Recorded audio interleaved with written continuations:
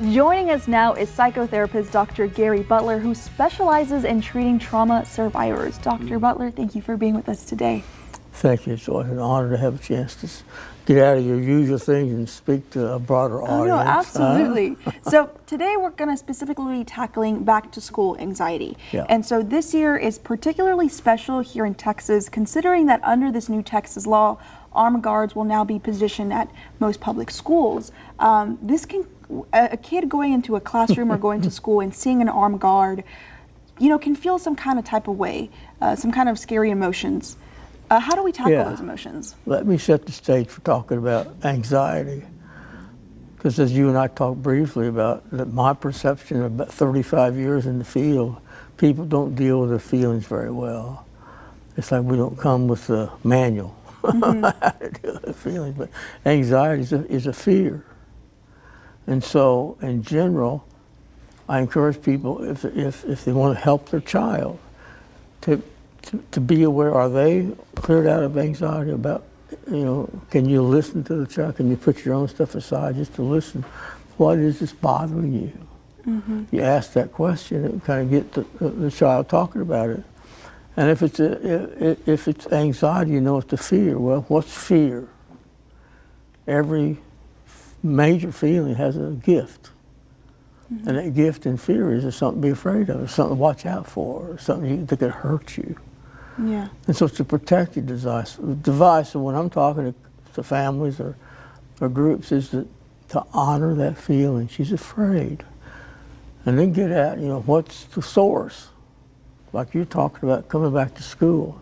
There are a lot of sources of anxiety for kids, new surroundings, new teachers, new environment like the police guards, and to a little one, that's bigger than life, that man, and he's going to be carrying guns. Yeah. And here we are trying to heal the wounds of where people have gone in and taken advantage of school situations, and the kids hear the news, they read the news.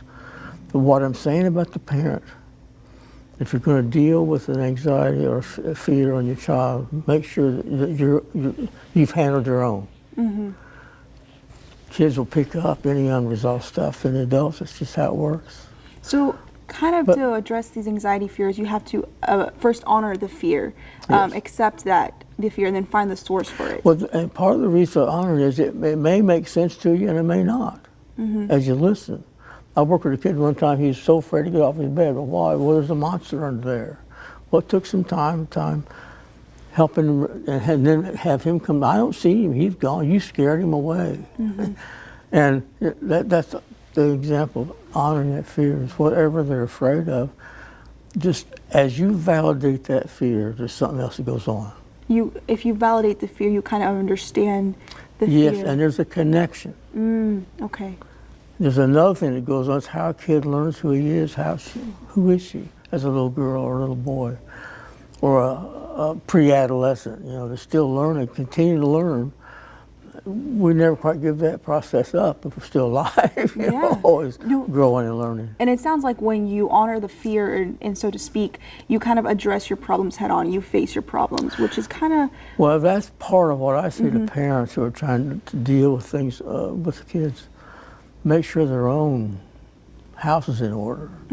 If they have if there's something about the police, let's say the school anxiety, if there's something about that whole thing, really just fills the person's psyche, talk to somebody about it, talk to a friend about it.